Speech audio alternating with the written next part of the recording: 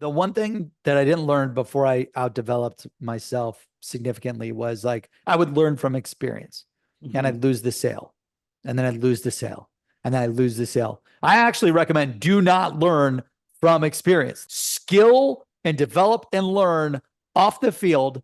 So when you're on the field with the prospect, you know play by play how to win the game. All right, everyone. Welcome to our monthly episode of the Fireside Chat for August. And I am thrilled to welcome Mr. Brandon Bornancin to the Fireside Chat room. And for those of you who don't know Brandon, he is currently the CEO and founder of Seamless AI, which delivers the world's best sales leads with the first search engine created for business professionals to find accurate phone numbers, emails, and intel for anyone they need to sell to. Think of Google and LinkedIn if they had a baby. I like that. Brandon is a really powerful force in the software tech space, and he bootstrapped not single-handedly with a great team, but they pretty much bootstrapped Seamless to a company that in under 10 years has sold over $175 million in revenue. They have 15,000 customers and over 300 employees. So the reason I wanted Brandon to come on is because his background is like all of ours. He started in sales, and before he started Seamless, he sold for IBM. He sold for one of Google's top partners, generated over 100 million in sales as an individual contributor. He's a two-time seven-figure entrepreneur, an expert sales speaker, an author, a trainer, and he's obsessed with helping sellers maximize their success. And we are thrilled to have you. So welcome, Brandon. Great to be here. Hey, thanks so much, man. Honored to be here and excited to just share whatever I can to help everyone make Me, more money, close more sales, scale. me too. And these are your people. And I think it'll be a fun discussion. So I wanted to start off just by giving everyone a little bit of background on yourself. And specifically, I understand you came from a sales family, that your dad was a seller for CA and told you not to do sales. And I'd love to hear more about your childhood and maybe why you Yeah, decided to get into sales against I, his advice. I'll make it super quick, super high level. So I grew up in Cleveland, Ohio. My mom, no college degree. My dad, no college degree. My mom worked at a grocery store and a bank. My dad worked in construction and at Macy's Co. selling electronics at Macy's Company, which is Macy's. It used to be called Maaco. My dad was selling first Macs at Macy's, and a sales enterprise VP was going through the mall, got a demo from him on the weekend because my dad did construction during the week and then these electronic sales on the weekend at the mall because there wasn't any construction during the week. Gave a demo to one of the sales reps, the sales VPs. He loved it. He pitched my dad to ditch Macy's and join this software company called Computer Associates, CA Technologies. My dad had no college degree, so it was really hard for him to get into the program because back then there wasn't a lot of tech software companies. This is like the beginning. You had Microsoft for B2C, and then CA Technologies was one of the first B2B. And he luckily had this VP that vouched for him, got into it. And then they're based out of Islandia, New York. So my dad for the next decade was gone Sunday through Friday for 10 years of my life, my childhood. And he was always stressed out of his mind. I don't know if it was the education or what, but he didn't have the knowledge or wherewithal to create scalable, predictable revenue results. I don't know about you guys, but I don't wake up every day stressed, not able to sleep, freaked out every day about hitting my number because I know the funnel, the data, the strategies, the plays, and we'll get into a lot of this. But his whole career at CA, he went from making $38,000 starting gig to almost $1 million. And that was the first tech company. He says like 600K. It was really like 500, 600K. It was the first tech company B2B to go public. So he got to ride that wave, then led mergers and acquisitions, and then into my college. So I went from grade school poor, high school doing okay, middle class, early college. My dad's like making a shitload of money and I'm not stressed about anything, which was awesome. So that was my childhood growing up. And I got to see sales transform my family's life, but it's different because my dad, I don't know if it's right to say that he hated sales, I think he hated having an unproven strategy. He won President's Club 18 times. He always hit his number and he always hit the number. And then he managed hundreds of sales reps. But I never remember him not being stressed about his job. Mm-hmm. And that's what caused me, like, growing up, getting into college, being like, screw that. I don't want to become an accountant, a lawyer, a doctor, a salesperson, you name it. I want to start my own business. And that was like the origin story to like learning about the career of sales. But you sold since you were young, right? Didn't you kind of start? Yeah. I mean, I got introduced into sales and entrepreneurship. I was always selling as a kid, but really when I was a freshman in college, I was in James Hall, Ohio University. I picked Ohio University because it was the number one party school in the nation. I visited once and I was Ohio like, University? I thought like Florida State or UC Santa Barbara. well, literally it would compete with those schools. In just 2004, it was number one. 2005 was number one. And 2003, it was number one. And then I just picked it. I was from Ohio. It was easy. It was like an easy decision. And right when I got there, my first month, we're all playing online poker. You're not supposed to be playing until you're 21. Oops, I'm sorry, whatever. But we're playing all this online poker. And I've got a guy named Brooks who says, hey guys, I've got a buddy in San Diego who's making more money referring people to join these poker sites than playing poker. And he's like, he made $3,000 last week. And I'm like, what the fuck? And then he's like, I'm setting up a meeting in my dorm room. And on Friday, let's all meet. And this guy from San Diego is going to tell us how he did it. So then went to his dorm room. He taught us selling people to join Poker Stars, Full Tilt Poker, Party Poker, you name it. And they're like, hey, it costs $50 to sign up. But Party Poker, Full Tilt Poker, Poker Stars will pay you $100 to $150 a person that signs up. And I'm like, okay, let me do the math here. Someone can sign up with $50. I make $100 to $150.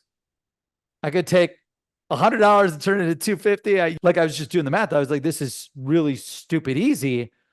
And there were like 8 people in Brooks's dorm room. I just started going door to door to door to door in the dorm room, James Hall, then took it West Green, East Green, South Green. If anyone's from Ohio University, you know what I'm talking about. And scaled this poker sales business. I would call it affiliate marketing and sales, from $0 to $12 million in sales. It was definitely the most successful in college.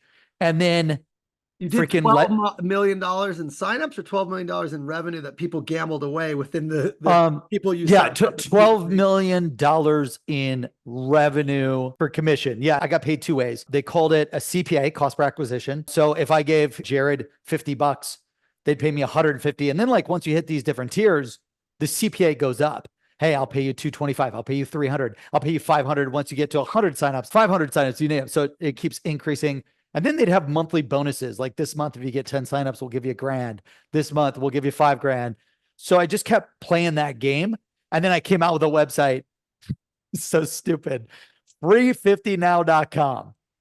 So you could go back through the Wayback Time Machine and see this, free50now.com.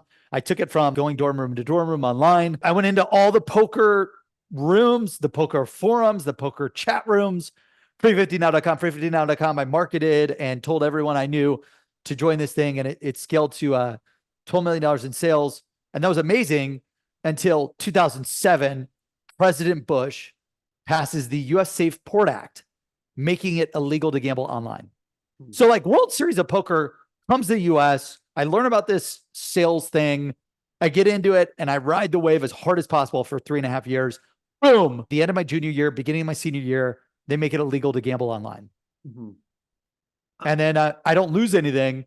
It's just like, there's no more money. I could go international, but I don't know any of that shit. I'm 20, 21. So then I'm like, okay, I'm going to start another company. I was like, flip phones, text message marketing is going to change the world. And I launched a B2B. This is my first B2B company. The poker was B2C. The B2B company was in mobile, text message marketing, flip phones. I remember getting a text from Facebook. This was right when Facebook came out. You've got a friend request. You got a friend request because they were flip phones. And I was like, text message marketing is going to change the world. I invest like a few million that I had left in savings into launching this B2B mobile marketing company called Immobile.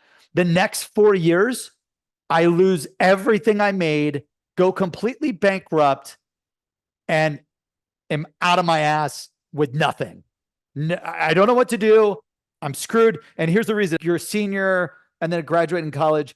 I didn't know B2B sales. I didn't have the list of the people that I needed to sell to, the B2B leads I needed to sell to. And I didn't know anything about predictable, repeatable, scalable sales systems, processes, strategies, whatever. So then I'm like, oh, I'm never doing another business. I'm never doing sales. And I interview for a marketing job because my partner at Immobile, Jake Phillips, who's now my head of product at Seamless AI today, he goes to IBM Interactive. He's like, hey, you should join IBM Interactive. They've got this huge digital agency in Columbus. And I interviewed for a marketing job. I'm like, I'm not fucking going into sales. My dad hated sales. I don't want to do anything because like my business failed because of sales. And I'm interviewing at IBM and they're like, you sound too much like a sales guy. You're not getting the marketing job. You don't get the marketing job.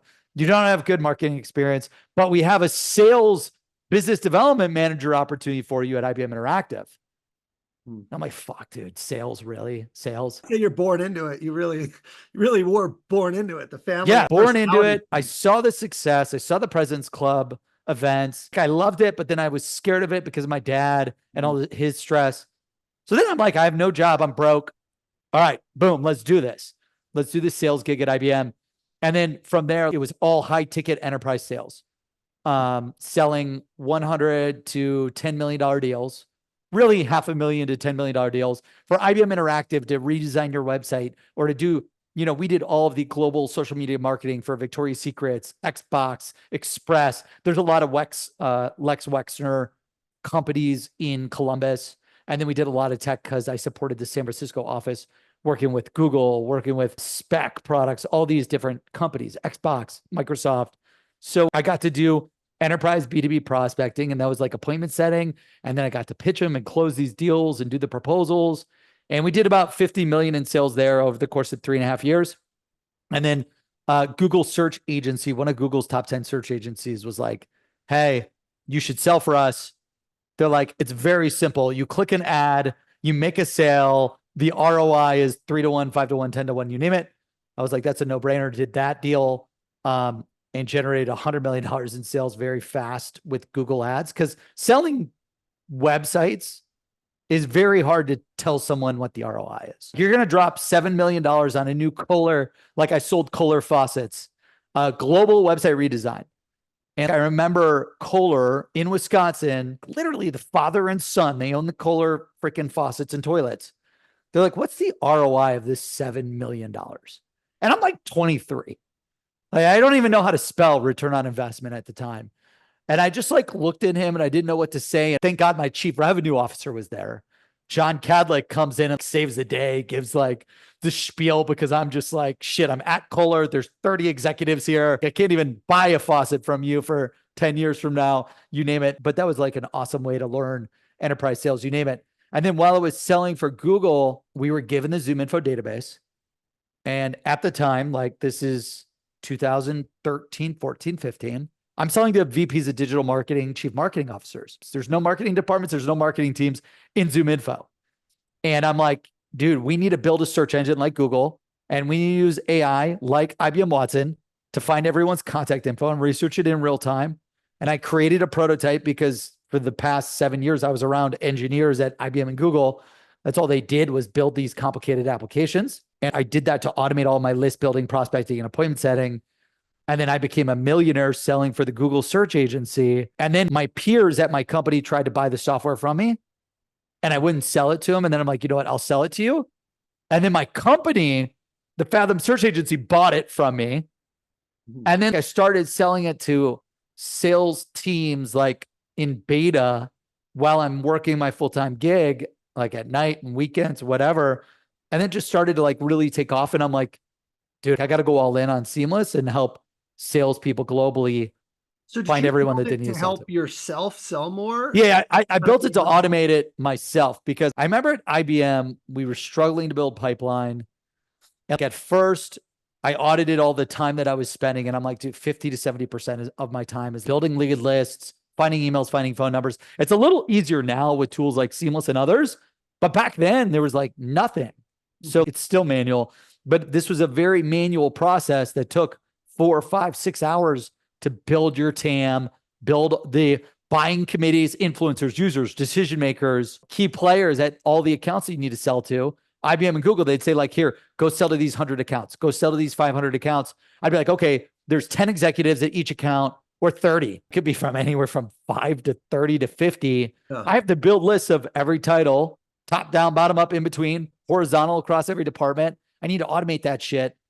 So at first, I built an overseas team to automate it. Then I built a software to automate it. Built the overseas team while I was trying to build the software.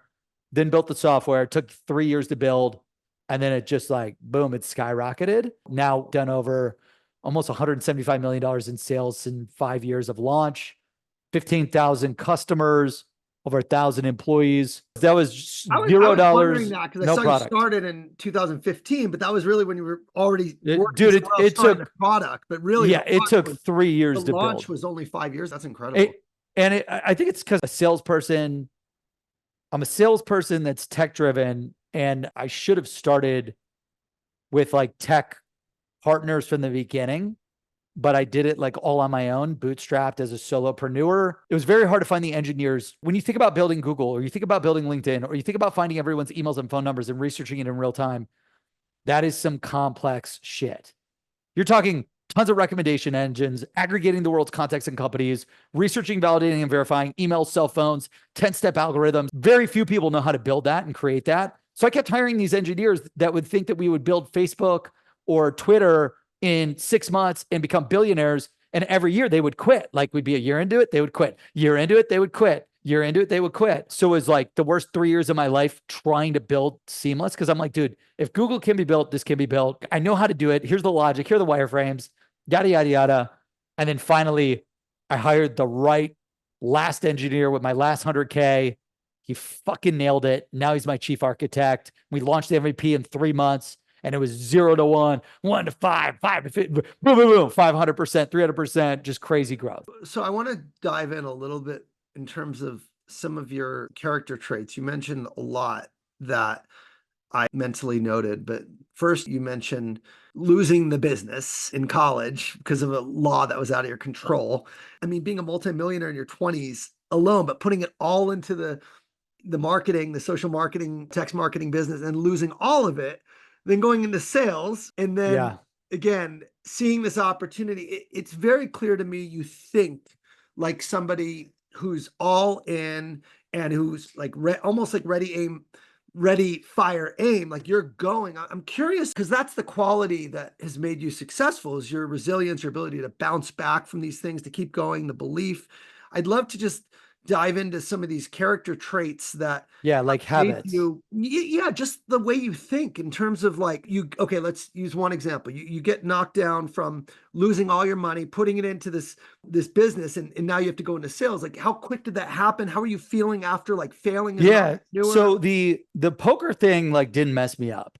Mm-hmm. That was just like, I'm rich, the business is over, shit, I got to find something next.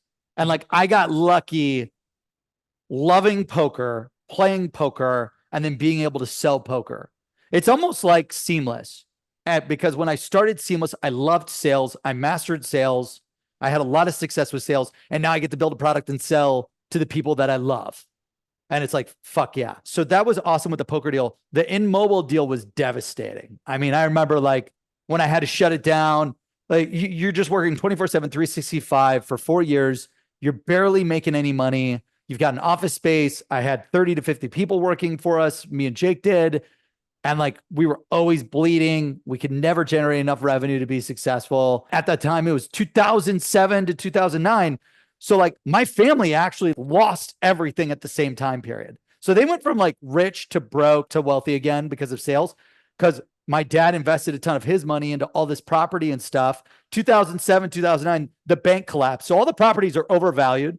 My family goes bankrupt. I've got this company that just failed in 2007, about to be 2008. So the economy's trash. There's no jobs for college kids. So it was just this really bad, shitty time to be starting a company, ending a company. It was terrible. So I was like fucked up for 6 months. So my family moved to Seattle from Ohio. I moved in with my girlfriend, who's now my wife, Danielle, and who's now my COO.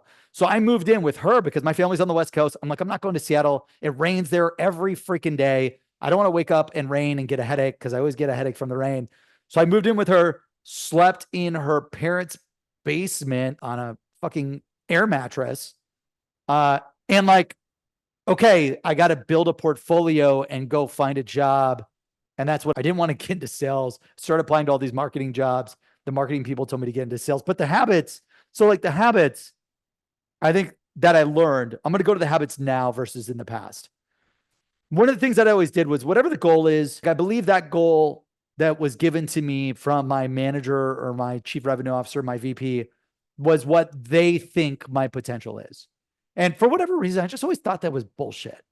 One of the things that I always did was whatever the goal is, I believe that goal that was given to me from my manager or my chief revenue officer, my VP, was what they think my potential is. And for whatever reason, I just always thought that was bullshit. Why am I going to let you don't even know me. You hired me. I'm one of many people who work for you and sell for you. I'm a number, and hopefully you value me as a number.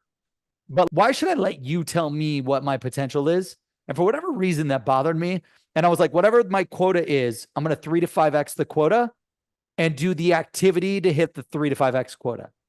And I just did that for IBM Interactive. I did that selling for Google. And then I did that when I fundraised. They're like, hey, do 100K. I'm like, fuck you. I'm going to do a million. They're like, do a million. I'm going to do 10. Do 10. I'm going to do 100.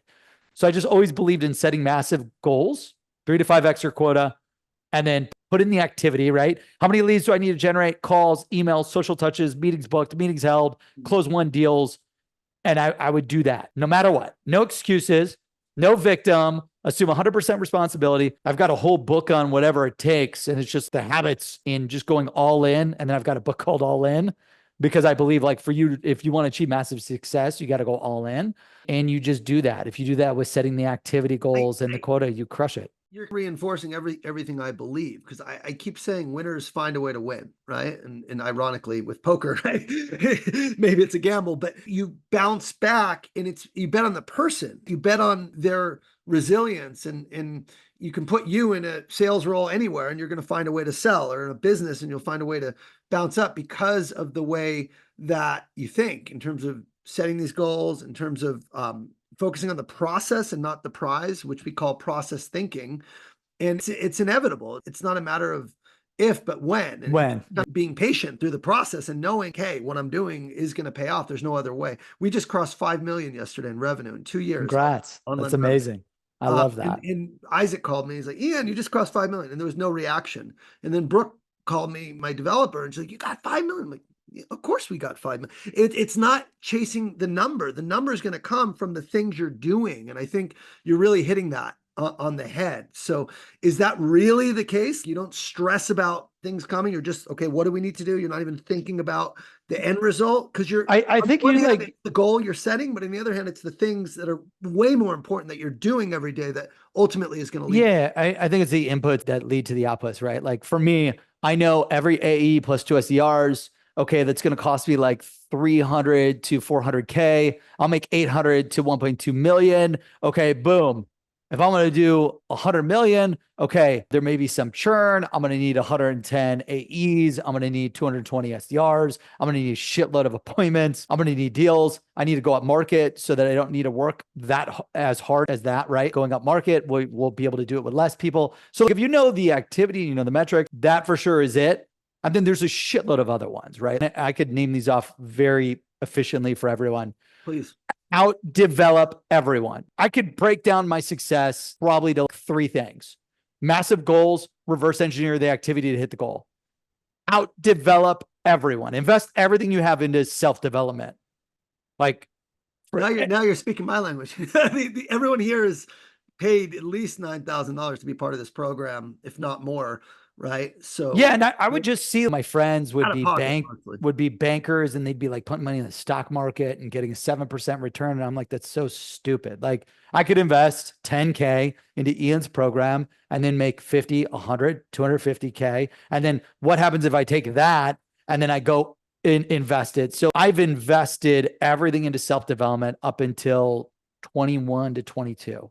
what did that look like for you? And how'd you get into that originally? Like, And when I say 21, 22, that's the year, right? So from 18 to 35, every dollar I made went into self-development. No cars, no houses, no clothes. I don't give a shit. Self-develop, become the best I can be, and then believe in the compounding interest that me working hard on developing sales, prospecting, pitching, closing, objection handling, follow-up, and then marketing, advertising, all this stuff, product engineering, like that will pay off big. so what did you do for self-development? What were some of the things you worked on? Everything. When you're broke, you start at books, and books are amazing. I wrote a shitload of books. I literally write every step by step of all the secrets. I put in the book and I go sell it for $20. It's bullshit because you're giving away so much knowledge and expertise in the books. Like I'm writing a Scale Your Sales book right now. My sixth book will be a sixth bestseller, like all these other books.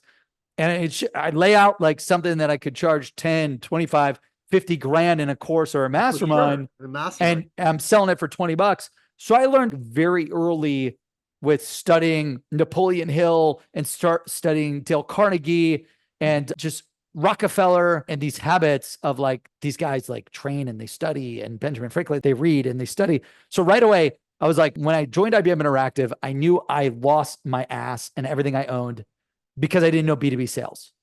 I was like, I am not going to end up broke as shit, sleeping on my girlfriend's basement, blow up mattress again. So I just I would go into Kinko's and FedEx and Barnes and Noble, if you guys remember, if those bookstores exist.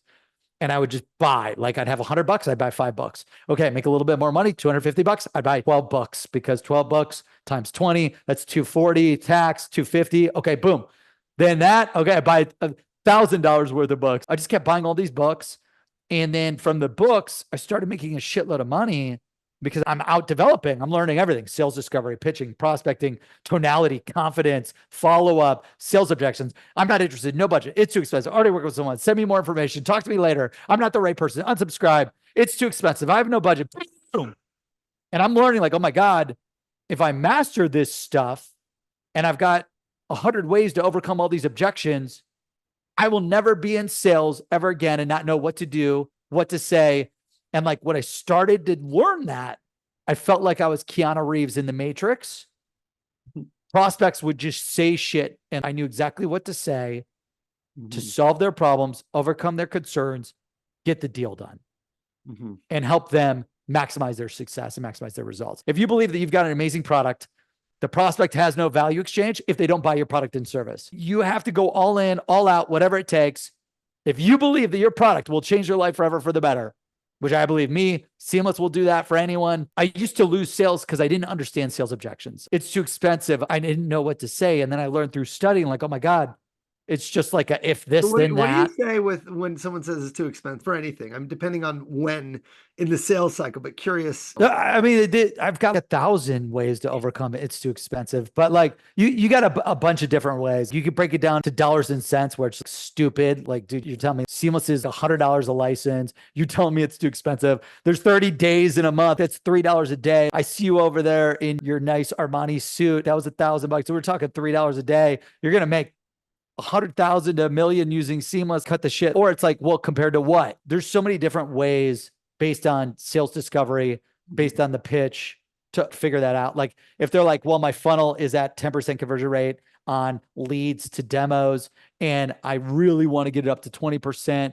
because we need to really have 20 appointments versus 10 appointments to keep our AEs closing and hitting quota. High ticket sales, you're using math, logic, strategy tied to the funnel, tied to discovery. High transaction sales, if you have a product like Seamless that makes you a ton of money, it's easy to break down the money compared to the cost. You're going to make a shitload of money. Seamless has generated $57 billion in revenue, over 25 million appointments, 1.6 billion leads researched by our users. Like I have so much data tied to the ROI. What I think you're demonstrating, like you don't even blink an eye. Here's what you say. Here's what you say. It's like the practice. And it's not, I'll be the first one to say I'm not a fan of tactics. I'm a huge fan of leaning in and figuring out what's really going on and having a real conversation. And that's really what you're doing compared to what, right? Let's look at this. Is this really, what does it cost you not to be doing it? Let's do the math. But that's challenging the customer. In any objection, whether it's, I don't have the time, I don't have the money, right? Yeah. I don't understand the value. I don't see the value, right? Yeah. I believe great discovery solves everything. If you do shitty discovery, you won't know current state, gap, future state. And like I always taught this before Keenan came out with gap selling. Yeah, it sounds just like gap and now he freaking gets the credit. But you went through the Sam Ovens deal. We all know current state, where are they at? Where do they want to go? What's the gap? And how does your solution help them go from current to future state? Yeah. Biggest pains, biggest problems to greatest goals, dreams, desires. And if you've done great discovery, a lot about current state, future state, and if you know your product and your solution, how it gets them there, and how the money makes total sense. Well, three things I want to emphasize. Number one is leaning into the objection, having a real conversation, not taking it at face value. Number two, I'm seeing belief, right? Which is fundamentally, you got to believe that what you sell is going to make people's lives better. If you believe that, 100%, everything else solves itself, because your conviction, your passion, your energy is going to shine through. And then the third is unfazed. And unfazed is just experience. The more you do, the more it's like you can just. The one thing that I didn't learn before I outdeveloped myself significantly was like I would learn from experience, and I'd lose the sale, and then I'd lose the sale, and then I'd lose the sale. I actually recommend do not learn from experience. Skill and develop and learn off the field. So when you're on the field with the prospect, you know play by play how to win the game. Tom Brady doesn't go and show up to the Super Bowl not knowing all the plays of the defense, not knowing all the plays of the offense, not having a game plan to win the game. Who are the weak players? Who are the strong players? What are the plays that we're going to run offensively to win this game, right? Because if you're not prepped in these areas, discovery, pitching, closing, follow-up, sales objections, ROI case, all the things that Ian teaches, you don't want to execute and learn from experience, because you'll lose more sales than you will if you just spent an hour a day reading, taking courses. So I did all the books. And then once you start making money, start investing in courses. And then after that, start investing in mastermind. I've spent definitely over 7 figures, like multiple 7 figures in self-development, masterminds, coaches, mentors, courses, books. And I hear this all the time from very successful people. You're looking at that as interest on yourself to be able to increase your earning capacity, or? Yeah, it's like if I could put my money in the stock market and it's going to make 7 to 10%, which fucking sucks. Or I could invest it in myself. And like salespeople, when you invest in yourself, the return on investment is just like crazy high. It's not a 7 to 10%. If you're doing $125,000 in an account executive at whatever software company, right? You learn things that take you over 100% to quota, and then to accelerators at 125, 150%, 225, 300%. That return is like a 10 to 1, 15 to 1, 20 to 1, 30 to 1. So I just saw the math of if I invest my money and my time and my effort, I block everything out, like cut out screwing around, wasting time during the day on the weekends, cut out screwing around, wasting too much time in the evenings. And I'm not saying like study after you're selling all day from 5 to 10 p.m. I'm talking like go for a walk or work out for an hour. Cool. Take an hour to study. Cool. Watch your show or whatever you need to do to disconnect, and then go to bed and wake up early, study in the morning, go to work, study in the evening. You can start small, and then like working out, you'll build a momentum and just adaptability to invest more. You're like always working in a sense. I know you have fun for sure, but when you're working out, that's work, right? When you're listening to podcasts, audiobooks, or getting stuff, that's a form of work. What I've noticed is not much TV or not much social media or not much messing around. It's free time to work on yourself. I probably will spend an hour to 2 hours of free time, like watching Netflix shows, documentaries. I love trashy reality TV for some reason. I don't know why. They killed Bachelor in Paradise, which I was very disappointed about. Yeah, like I love the Love Island. I love Love Island. And I'm like, why do I love this stupid Jared, let's show? go, baby. Like my wife. The perfect match, Love Island. I'm like, oh my God. I'm not going to tell you like you need to do the cold plunge and then the workout, and you're not allowed to have any pleasure, because I don't do that. I'll work 5 a.m. till 7 p.m. and then I'll chill 7 to 9 and pass out, because I need a disconnect time.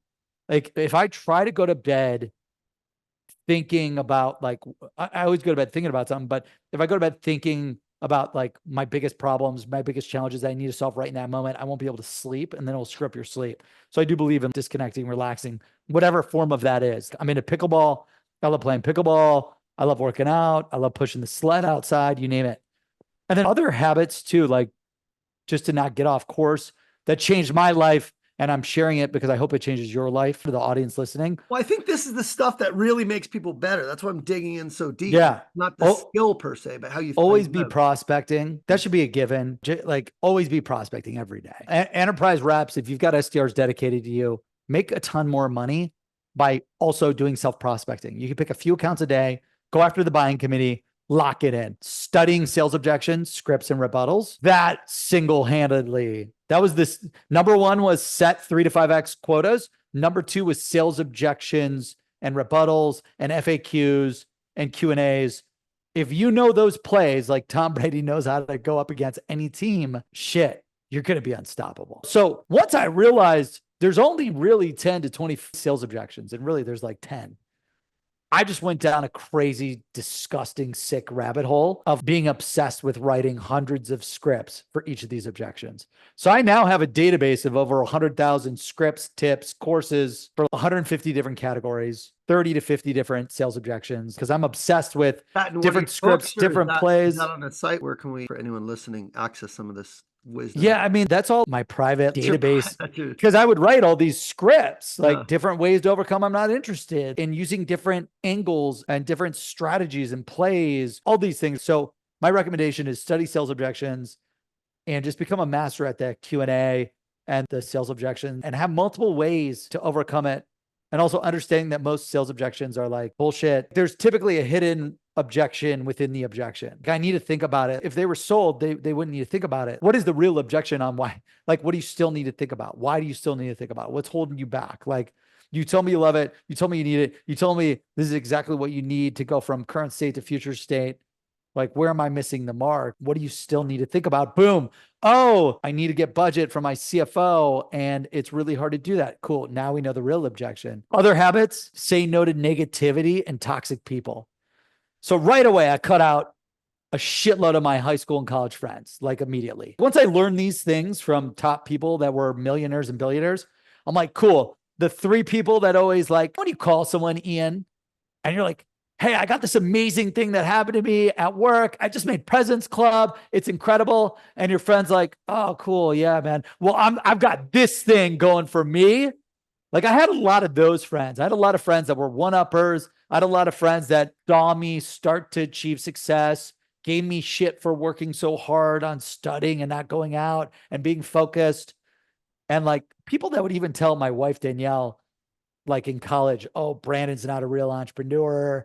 Brandon doesn't know what he's doing, blah, blah, blah. Like, these were people that were like my best friends. So I just realized, okay, boom, you're gone. Family member. Oh, Brandon, like, you shouldn't quit your sales job to start your company.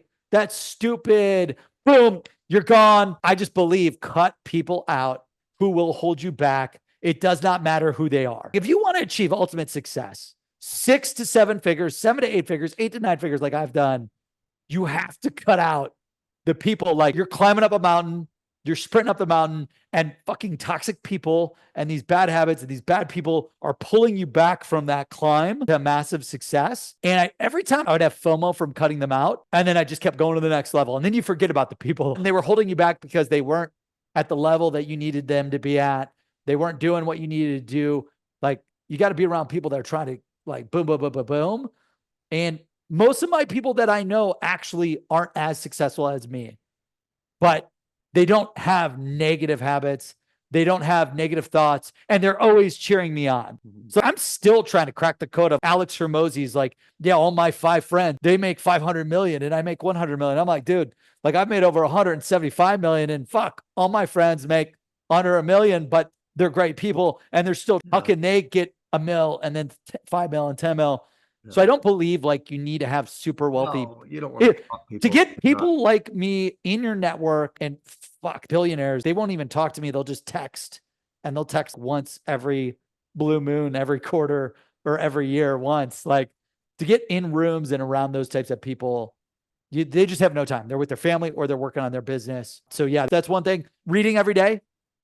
like 5, 10 pages a day, ideally a sales book. Record and analyze your sales calls. You got to review your top recordings. I'm a huge fan of studying really successful people.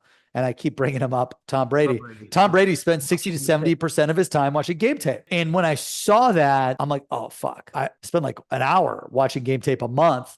And then just after that, once you learn the secret, because like I talk about in sales secrets, once you learn the secret, just run with it and execute it. Like, oh, okay, I need to study game film. Boom. How do you create the habit to do that every day, 30 minutes a day, 20 minutes a day, an hour a day, whatever? Get the technology so you can do it fast. It comes down to confidence, belief. It doesn't matter if people believe you or not. What's more important is that they believe you believe what you're saying, because that'll affect them and enroll them in believing what you're saying too. So it doesn't necessarily matter. What matters is how you feel about everything you're saying, and that will be contagious and that energy transfers. I want to open up the group in 2 minutes, but I have two things I want to just end with. Number one is I am a huge fan. Everybody here, I want them to kill it in sales so they don't have to be in sales anymore. I genuinely believe that everyone's got a life purpose, a mission, and that we all have dreams potentially that we want to explore. And financial constraints often hold people back from going for it, right? And even you and me, we both left when we saw the opportunity in entrepreneurship was so great because we had built that bridge, we created the demand, and we knew that we couldn't ignore it. I would just want to ask, how has the selling skills by mastering sales, how has that helped you as a CEO in your business? It's everything. Like, there's no way I'd have 15,000 customers, 175 million in revenue. Like, I had zero, no product, created the product, used my product. I believe it's all about the list. You need the sales leads to succeed. You got to build the list, sell the list. You're just one list away from everything you want in this life. And using Seamless to prospect and sell, I just built a list of 10 people, prospected them, pitched them, closed 10, 20, 30%. Cool. Build the list of the next 100 people, sell to them. Okay, you closed 10%, 20%, 30% of them, 40% of them. Boom. Now out of 100, I got 30, 40 customers. Okay, now I'm going to build a list of 1,000 people. I'm going to close anywhere from 10 to 40%, depending on your close rate. So it was just easy for me to know, okay, build the list. What's my funnel metrics? Sell to the list and keep going. As an entrepreneur, like, I don't believe entrepreneurs can be successful if you do not know how to sell. It is the number one greatest skill in the world to do anything. You want to raise, you got to know how to sell. You want to convince your partner to be with you, you got to sell. Danielle, she wants to go get salad. I got to sell my wife on freaking getting Italian food because I don't want to eat a salad. I got to sell her. Like, so everything in life is a sale. And everything you get is a commission. So if you know how to sell and you know how to create predictable, repeatable, scalable sales results, you can do anything. And that is and was and still is, I believe, like my number one asset in starting Seamless. I agree too. And I see that with you. I see the personality, I see the grit, I see the drive, I see the data, the hustle, all of it. And I also see someone who knows marketing really well, coming back from the transitioning from door to door to the digital back in college, right? And getting the website, that's your marketing skills. And also the data, like just knowing the numbers and not having a lot of emotion around it, but just figuring out what the plan is, right? And I'll tell this to everyone, the purpose of a goal, a massive goal, is not that you achieve it, it's who it requires you to be in order to get there. So you're setting 3 to 5x quota attainments requires you to be a different person, to show up differently, to think differently, to target different kind of people, to sell larger deals, right? That's why I set major goals myself. And I think we have a lot in common in that sense. I want to give everyone 30-second pitch for Seamless and share the offer that we have for everybody listening and everyone live on the call, because it's a really, really good one and super generous of you. So how does Seamless help AEs here listening, and how can they get started with what we created together? Yeah. Thanks, guys, first for being here. And even though everything I've achieved, I feel like I've achieved nothing. And I'm so hungry and coachable. I think that's really key, is to stay humble and stay coachable. The people that I study and I look up to are 1 million X more successful than me. It makes you sometimes feel like shit, but everyone was where we are at when we were started. So you can do anything. I believe you can do anything. I'm excited for you to make it happen. In regards to Seamless.ai, so Seamless.ai, the world's best sales leads. We use AI to find everyone's emails and phone numbers. We research, validate, and verify contact information and over 100 data points. We've researched over 1.3 billion contacts, 121 million company profiles. all this stuff gets researched in real time. It's like using Google. So recommend going to seamless.ai, signing up for free. And then we've got $500 in credits for everyone. You just use Koniak in the referral code when you sign up, Koniak. It does not matter if it's capitalized or undercapitalized. Get a free account, $500 in credits. I'll be there to help you. My goal is to help make you, with the 500 free credits, make you 10 grand. And then with the 10 grand, you buy a license. And then hopefully you refer us to a ton of people that can use Seamless. And we want to just see you maximize your sales, connect to opportunity faster than ever before. It's really hard to find your total addressable market. It's really hard to get cell phones for everyone you need to sell to.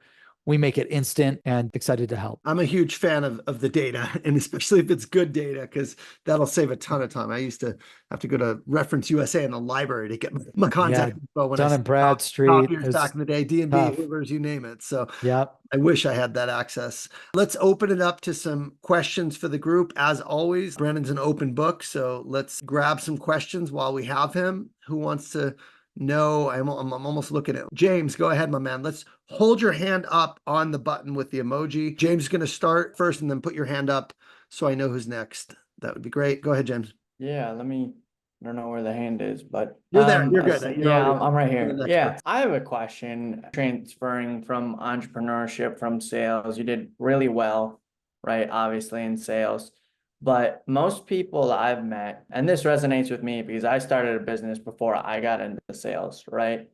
How did you figure out the transition and go back into it, and what did that look like for you? And James, thanks for joining, man. Are you talking about going from entrepreneurship back to sales or sales back to entrepreneurship? I guess both. You went from entrepreneurship to sales and then entrepreneurship. Well, so here's the deal. I lost everything. So like when InMobile failed, I didn't have an option. I tried to get a job doing other shit. People were like, you're too much like a sales guy. Here's a sales job. So I was like forced into it. And I didn't like sales because I didn't know how to create scalable, repeatable, predictable sales. And then studying it and learning, and you guys are doing this. I came from starting my own company, so I didn't have a mentor teaching me this shit. So then I just bought all the books and then learned about it, and then the masterminds and stuff. So I went from not wanting to get into sales to learning, oh, there's a repeatable, scalable, predictable way to do it. And then once I started doing that, I started making a lot of income, and then I loved it. I saw the opportunity. So I was forced into it, and then I fell in love with it by achieving success. But when I started, I was shitty. I was put on a performance plan. Like Seamless started because I was at IBM Interactive and I was put on a performance plan because we weren't hitting our $10 million quota. And I was like, fuck, I'm going to get fired in 30 days. So then I'm like, okay, what's wasting all my time? 50% of my time, 60% of my time is on list building. I'm going to automate that shit. So then I could be pitching and closing deals more than doing this stupid copy and paste, Googling, scouring for emails and phone numbers. So I've been a bad sales rep, and then I was able to automate a bunch of stuff and then skill up by out developing to become a good sales rep. And then I haven't had to look back since, because once you have those skills, you never go back. I hope that answers it. And then take your sales skills, and when you're ready, you're going to know when you're ready. You've got an idea, you got a product, you got something you could do. That's when you're do a side hustle. I never recommend quitting without income. The number one thing I did was I was working 2 full-time jobs. I was selling for the Google agency, and then for 5 to 8 hours in the morning and in the evening and at lunch, I'm cranking on deals for Seamless. I'm selling, I'm marketing, I'm prospecting, I'm building. This was when my wife had the hardest time with me in our relationship, because I was working 2 full-time jobs. I was taking all of our money to build Seamless, and I was doing that side hustle, and she knew the sacrifice I was making, but it was very challenging. But then I started building customers, and I'm like, oh shit, I got 10K, I got 15K, I got 25K, I got 100K. Boom, I'm quitting. I'm going all in. And guess what? The best thing that could happen is what? You have to go get another sales job. My wife and I were like, damn, we're making $1 million. This sucks that you're going to quit. But what's the worst that's going to happen? Okay, you go all in, you try to do it, it doesn't work out. What? You go get another sales job at one of 1 million tech companies, and then you do the same thing that you've been doing. So I think for you, James, overcome your fear, build some success in sales. And then if you want to do an entrepreneur thing again, build some success there in parallel, and then make the full-time jump. No, thank you. That was really helpful. I love it. No problem. And congrats for investing in yourself. We got 3 people. Pat was next. Pat Kearney, I'm going to Add your pin. There you go, buddy. Awesome. Yeah, Brandon, thanks for sharing time with us. This is absolutely fantastic. Oh, thanks, man. No, thank you for taking the time. I really appreciate it. And the pitch for self-development, you must have known it's Ian's renewal season, so good timing with I didn't even prep him on that. He just you were texting me time to renew. Did I go to you? I didn't prep Brandon on that. I mean, no. You didn't prep me on that. I mean, in all my books, I talk about how important it is to just invest everything you've got into self-development. Go for it. I definitely, when you took that leap, like you're like, hey, I'm making 100K a month or a year, whatever it was, when you took the leap to go full time into Seamless. What were the biggest challenges? Like day one, I closed the book on IBM and now I'm doing my own. The hardest thing, which I hope none of you have to go through, and I'll give you the secret to not go through it. The number one biggest problem was building the technology. Building a software isn't complicated. Building a software to find everyone's information in the world is fucking terrible and very difficult. So Google, Sergey Brin and his wife, the founder of Google, invested in Seamless. Amazon, Guy Kawasaki, invested in Seamless. Dun & Bradstreet invested in Seamless. So when I was meeting with Sergey and his wife, Shannon, at the time, his partner, Sergey tried to sell Google at $1 million because of how hard it was. Then they tried to sell to AOL at $10 million. Like they were going to sell Google for $10 million to AOL. And the $1 million deal, I forget who it was to, they said, fuck you. This is stupid. We're not buying it. $10 million, AOL. They were about to do the deal. AOL says, nope, this isn't worth it. We're out. So they ate the same shit that I had to eat. Super hard, super impossible to build the technology. But if you could get through that hell, boom, you're off to the races. My biggest mistake I made was being probably an entrepreneur and a salesperson. I wanted to own 100% of the equity. I was like, I made a shitload of money. I'm a millionaire. I want to own 100% of the equity. So for years, I would just pay engineers. Like, I'm not giving you equity. I'm paying you 100K, 120K, 75K, 150K. You're going to build the product. If you do a good job, I may give you some equity. Maybe. So I fucked up by not giving way more equity at the beginning to bring engineers on. Now, I did do that. Honestly, at the beginning, I didn't have any money. I did do that. The first year I did it, I gave a bunch of equity, but then companies will pay 150 to 250 an engineer, and I could only pay 75K. So I kept having to pay engineers 50 to 60% what they were making, and they would go for a year and then quit, go for a year and then quit, go for a year and then quit. So that was the hardest thing. I would recommend, like, if you've got a great idea, go through a pre-seed accelerator. They'll give you 100K, 150K to work on your idea and business model if they like it. Use that money to hire an engineer, pay them well, give them some good equity. You guys build it out. Make sure that equity is on a 4-year vesting schedule with a 1-year cliff. I did not know this. My wife did. My wife's a super lawyer. So I was about to sign this engineer. I didn't know any of this VC shit. And then I started reading the books and she was coaching me. You could sign equity documents where you literally give them like 20%, 30% of your company, day one of them signing, and they could quit the next day and you're out the equity. So the secret there is go through a pre-seed accelerator, get 100 to 400K, hire engineers, give them some equity, pay them well, make the equity vest 4 years on a 1-year cliff. You'll see who quits and who stays. And anyone that's shitty, get them out as fast as possible. You keep the equity. There were just a lot of those secrets that I didn't know. I wasted a bunch of years and all my money. And then I did the accelerator. And then I hired the engineers with the right model. And then it skyrocketed. Awesome. Incredible. Selling was easy. You guys know how to sell. The selling part's easy. It's the idea and then the repeatable. And for you guys, I would come out with info products. It's the easiest thing to come out with. Like everyone right now has an info product. You have information that people want, need, put it together like Ian and start selling it. $100, $200, $300, $500. It gives you the building blocks of becoming an entrepreneur. And then think about, like, info products are super scalable. Software is super scalable. Think about shit that is super scalable that you could sell like SaaS sales. Boom, boom, boom, boom, boom. That's how I'm thinking about this product for sure. We just sold 200 seats of the course that Mike had in the past 2 weeks. So it's massive. We have 2 more. Do you have time to stay for 2 more, Brandon? Yeah. Okay, block the time. We got Jared and then Andy. Go for it, Jared. Brandon, thanks for taking the time. Good to meet you. Just before I even ask the question, I used to work at Clearbit, so definitely have a bone to pick with you. Lost a couple deals too. Seamless. Nice. Good to meet you in person. Congrats on the, I don't know if you were there for the exit, but congrats. It's awesome. I got paid out a little. It was nice. Yeah. It was a great company. Dustin and the team, they're awesome. Clearbit was out before I started Seamless. And I'm really grateful they didn't really get into contact data because that would have been tough. And I'm glad we crushed it in contact and you guys crushed it in company data. Yeah, you guys definitely crushed. Well, anyway, I'm curious because as a CEO who went from a salesperson went to a CEO, I'm assuming you did a ton of prospecting and then went to being the one who is getting prospected. Curious from your perspective to hear like what's really enticing in a prospecting email nowadays? Like how has your perspective shifted on like Yeah, prospecting? that's a great question. And so I was prospecting my own demos, pitching my own demos. Then I hired an SDR and I was in like 8 to 15 demos a day when I started. And then this is how you'll do it if you start your own company. You'll be taking all the pitches. You'll have to do all the prospecting. Then you'll hire someone to book the appointments for you. You'll do all the pitches. And then you'll eventually hire AEs and SDRs. That's how that deal goes. You want to be the one doing the pitching and closing so that you learn what's working, what's not working, what do I need to change in the product, whatever.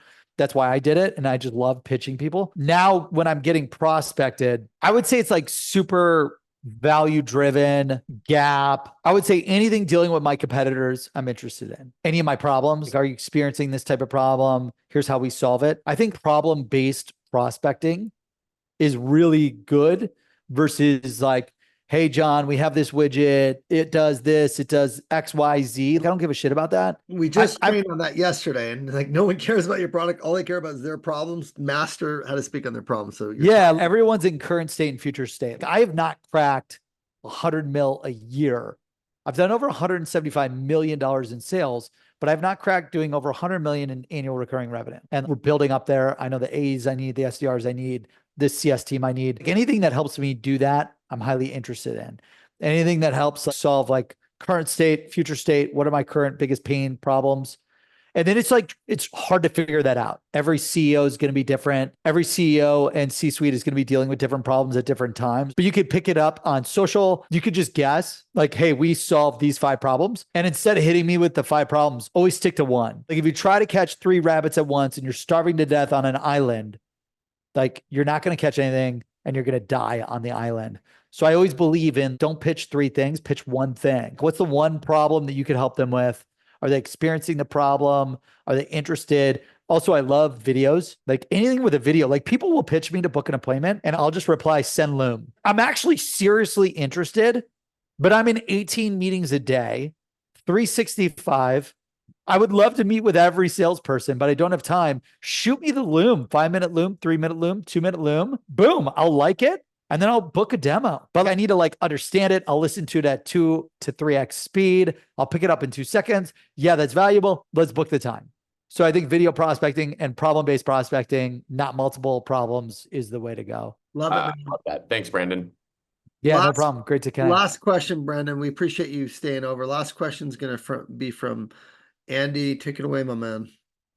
Hey, thanks, Ian. Brandon, sorry to say I went to Miami of Ohio, so rival school, but big That's fan awesome. of OU. Oxford's great. Miami's beautiful. I had a good I don't time. think, I don't think I could get in. I think I tried to get into Miami and I just got denied. I wasn't smart enough. So You guys appreciate had it. the better Halloween parties, I can tell you that. Dude, people don't believe me when I said it was the #1 party school at the time. If you're from Ohio, you get it. But yeah, no, both schools are amazing. Just quick question and then we can wrap up. Talked about the struggle in sales before and how the mindset was beating you down a little bit. Are there any blind spots or anything you're struggling with as a CEO of Seamless? I mean, you're always struggling with something. Like shit, I context switch and I deal with so many different problems every half hour. Are you talking about mentally or are you talking about in the business? I think maybe part of it's mental, but part of it is like, I guess what I'm more curious about is there one thing or 2 things running a company that you couldn't really foresee 5-10 years ago that now you're dealing with that you're like, holy shit, this is really, really hard and I need someone to help me with this? Yeah, I mean, right off the rip, like when COVID hit, we thought it was going to be the worst thing for the business. And we grew 300 to 500% when COVID hit. Then after COVID, you saw like the past 3 years, tech has performed the worst it's ever performed in the public markets. There's no venture funding. Tech companies are struggling to grow. Now it's finally coming up, right? But I went through with Seamless thinking that COVID would be really bad. And we went boom. And then the because we service and sell to all the software and tech companies, you had companies laying off 50%, 30%, 20%. Everyone's reducing seats. So you're just dealing with this like, oh shit, the sales teams that I would talk to would be 100 people and now they're 40 people. I did not forecast that to my board that was going to happen. No one knew ZoomInfo was going to go 130% net revenue retention down to 86% net revenue retention. Now, I love it. I believe we did that. Seamless caused all those customers to leave and come to us. And that was because of us. And like, I want to take credit for that. But we still feel the pain like Zoom felt in the market, like every other tech company felt in the market. So I think you're always dealing with these new dynamics. Like when I'm building this massive data company and then GDPR comes out and you're like, now I got to worry about every country, international law, legislation. I got to build a privacy department. I got to build a legal compliance department, security department. I got to hire a ton of attorneys. I got to hire consultants in Switzerland and Europe and London and Germany. And so there's shit like with the changing dynamics that you always have to deal with. But I think it's like always being solution oriented. Okay, I believe in 1-3-1. What's the problem? What are the 3 options to overcome it? What's the best recommendation? Yep. Problem, 3 solutions, pros and cons of the 3 solutions, execute the top solution that you believe will work, and then optimize. What's the data? How did that go? Did it go bad or good? And if it went great, okay, cool, ride that out. If it went bad, try to revert to a new solution to test. And just always being solution oriented. I don't believe any problem will stop me or kill kill the company or kill my pipeline and sales and revenue. But there are like a shitload of problems that you will always encounter. And if you're positive, coachable, hardworking, and do whatever it takes, you can make it happen. Love it. Yeah. Thanks so much for the time. This is great. Yeah, really appreciate it, guys. Love it, Brandon. It's inspiring to hear from you and you're inspiring, and I'm rooting for Seamless to get to 100 million, cross that threshold, and for you to continue to prove everybody wrong. And I love the chip on your shoulder and that just constant push to be the best you can be. It aligns really well with a lot of what we teach, and hopefully we'll have you at one of our masterminds in the future. So yeah, love like life.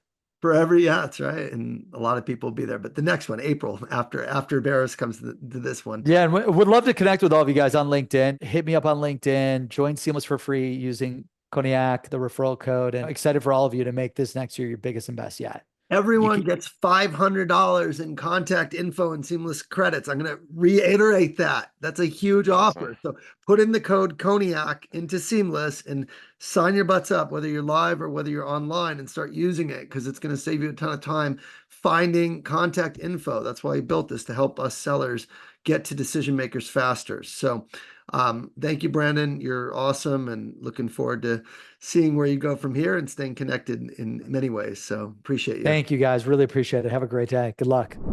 Thank you for listening to Sales Secrets with Brandon Bornancin. If you enjoyed the show, please don't forget to hit that subscribe button right now so you never miss an episode that drops on the daily. Your success is our success.